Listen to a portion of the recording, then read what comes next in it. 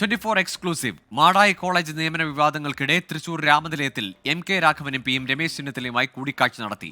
DYFI നേതാവ് ജോലി രാജിവെക്കണമെന്ന ആവശ്യത്തിൽ കോൺഗ്രസിലെ ഒരു വിഭാഗം ഉറച്ചു നിൽക്കുന്ന പശ്ചാത്തലത്തിലാണ് കൂടിക്കാഴ്ച. MK രാഘവനുമായി ചർച്ച നടത്തുന്നതിൽ തെറ്റില്ലെന്നായിരുന്നു രമേശ് ചെന്നിത്തലയുടെ പ്രതികരണം.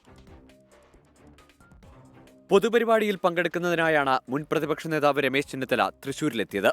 വ്യക്തിപരമായ ആവശ്യത്തിനെന്ന പേരിൽ രാവിലെ മുതൽ MK രാഘവൻ MP തൃശൂർ രാമനിലയത്തിൽ ക്യാമ്പ് ചെയ്യുകയായിരുന്നു. 3:30 രമേശ് ചെന്നിത്തല രാമനിലയത്തിൽ. ഇരുവരും രമേശ് ചെന്നിത്തലയുടെ മുറിയിൽ വെച്ച് കൂടിക്കാഴ്ച നടത്തുകയായിരുന്നു. ജീവനക്കാരും സഹപ്രവർത്തകരും മുറിയിലുണ്ടായിരുന്നതോടെ ബാൽക്കണിയിലാക്കി ചർച്ച.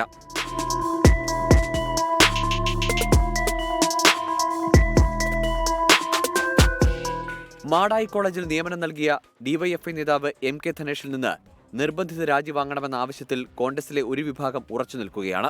മറുതലയ്ക്കൽ പ്രതിപക്ഷ നേതാവ് VD സതീശനെ ലക്ഷ്യമിട്ട് ഗ്രൂപ്പുകൾക്കതീതമായി ചേരി രൂപപ്പെടുന്നു. ഇരു രാഷ്ട്രീയ സാഹചര്യങ്ങളുടെയും പശ്ചാത്തലത്തിലായിരുന്നു അരമണിക്കൂറിലധികം നീണ്ട നിർണായകമായ ചർച്ച. മാടായി കോളേജ് നിയമന വിവാദവും പൊതുരാഷ്ട്രീയവും ചർച്ചയായി.